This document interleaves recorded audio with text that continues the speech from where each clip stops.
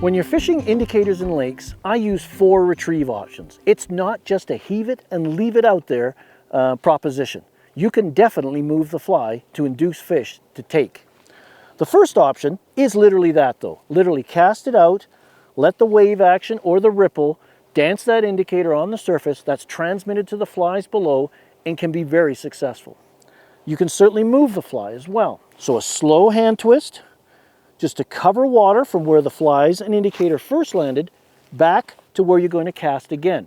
Again, you're moving those flies through the water in the hopes of intercepting a fish. You can also use a long strip that'll actually create a wake on the indicator. This will rise the flies up, and as the indicator pauses, they'll settle down.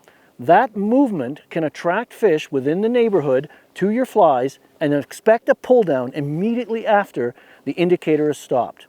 The fourth option is on a light wind day is actually to cast the flies upwind and let them drift back towards you and simply gather line.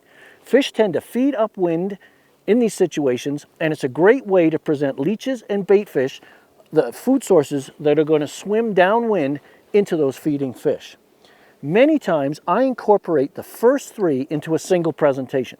I'm going to cast out, let that fly sink and settle. I'm going to let it sit. Then after a little while, I might give it a hand twist, 4 or 5 turns, let it sit. I'm going to give it a strip, let it sit, and so on until the retrieve is complete. Pay attention to which technique works, and then consistently do that to catch lots of fish. Whether you're using the strip retrieve or hand twist, water temperature is another factor that affects your retrieve speed. Generally, as the water temperatures cool, the fish's metabolism slows, you've got to use slower retrieves. So let that water temperature be your guide for your retrieve speed. So I went to mend the fly, because when indicator presentations, we do use techniques such as mending and reach cast to make sure we have that straight line connection between ourselves and the indicator and the flies below. So I went to make a little mend, that moved the flies, indicator just dove under, and we've got a fish on. I think it's a hybrid again. Ate the upper fly. Got that little baby leech tied on a little jig hook and right in the mouth. Thank you. Ooh, not a bad little fish.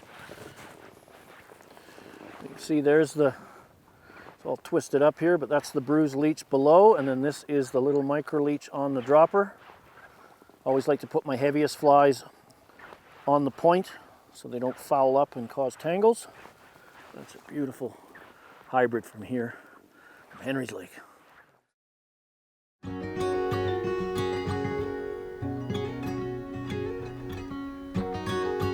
This video is made possible by Fish USA, America's fly shop. Visit us today at fishusa.com.